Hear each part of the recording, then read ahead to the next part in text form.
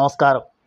ഈ സർക്കാരിൻ്റെ ഓരോ ചെയ്തികളെ വിദേശികൾക്ക് 1-ാം തീയതി മദ്യം ഒഴിവാക്കിയാൽ ബുദ്ധിമുട്ടാണ് പോലും. അതുകൊണ്ട് ഡ്രൈ ഡേ ഒഴിവാക്കുന്നു.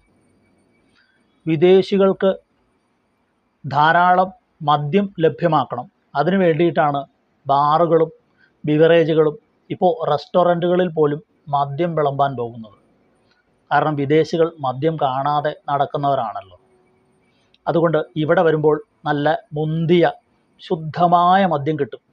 അതുകൊണ്ടാണ് വിദേശികൾ ഇവിടെ വരുന്നതും മദ്യത്തിനു വേണ്ടി യാചിക്കുന്നതും. കഷ്ടം!